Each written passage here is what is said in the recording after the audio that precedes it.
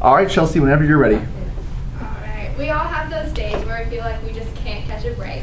The ones where your alarm just doesn't go off and then you finally wake up realizing it and you're running around and you can't find your shoes anywhere. When you finally get out the door and get in your vehicle, you get rear-ended by a distracted driver. This causes you to spill your scalding hot coffee down your shirt. Then you finally get the police report all filed out and you get to work running an hour and a half late, realizing you forgot your presentation you've been working on for the past month and a half.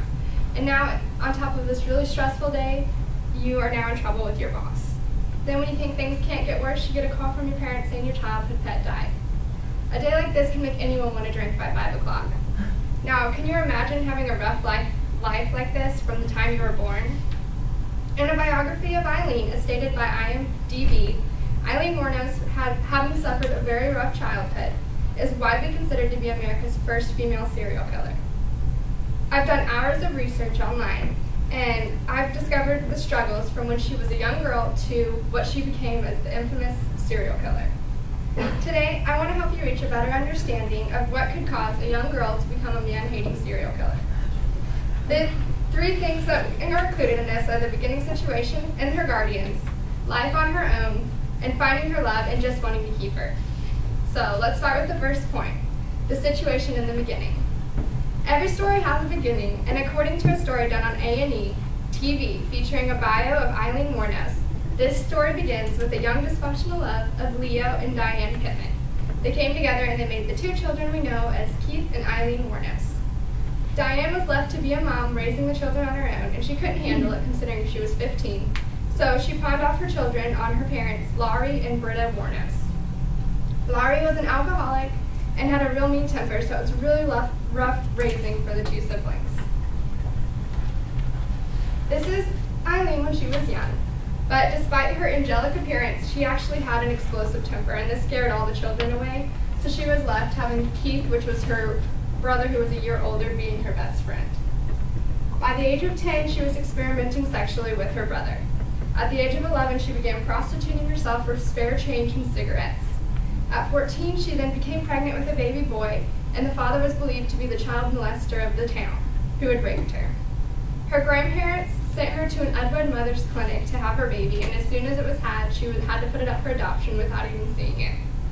When she returned home, she was real upset, so she ran away, and then she ended up getting in trouble with the law, and by the time she was able to return home, she found out that her grandma had passed.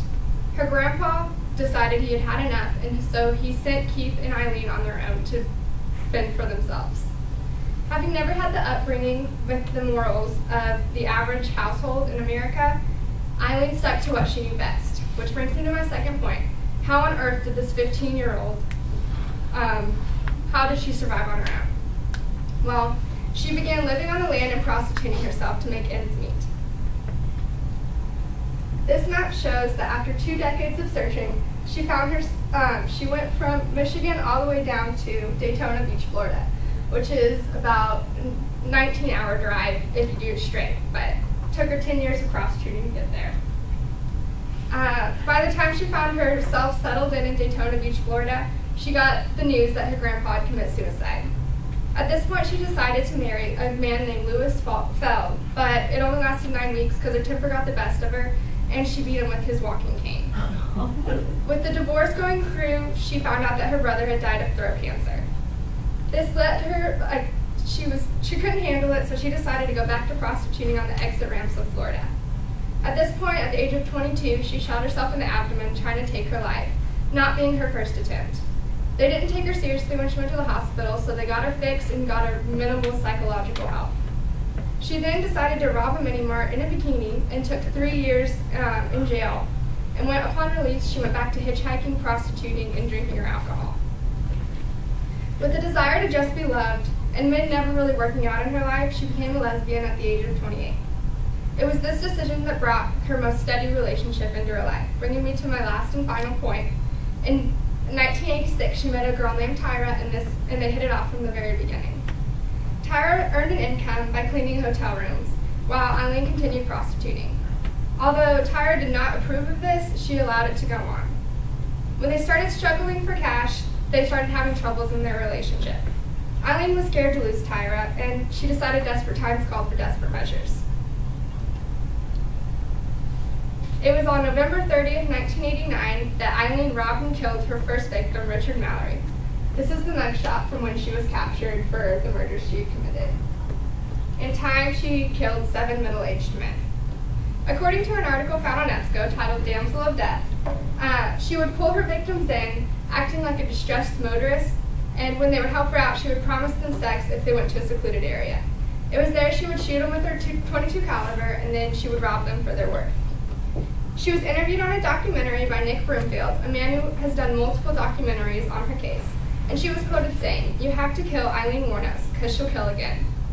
In a desperate attempt to care for her loved one, Eileen found herself not only losing her, but she was thrown in jail, serving 6 death sentences. Created as every child, but with a life-altering turmoil, she found herself in a world of violence and death. In conclusion, it's these life experiences of a broken home, being on your own at the age of 15, and struggling for a steady relationship that can cause a person to break and live the life of a serial killer. Now, it's this nightmare childhood that can result in a shortened life. Instead of caring for her horse rants and raising she-wolves, this born-again Christian had to suffer for her actions. At the age of 46, she was executed and cremated, and her ashes were brought to Michigan in her hometown, and she was sprinkled around a tree. We all know what one day of bad things after another can do. Can you imagine the impact of day to day, year to year of nothing but misfortune? Eileen sure could.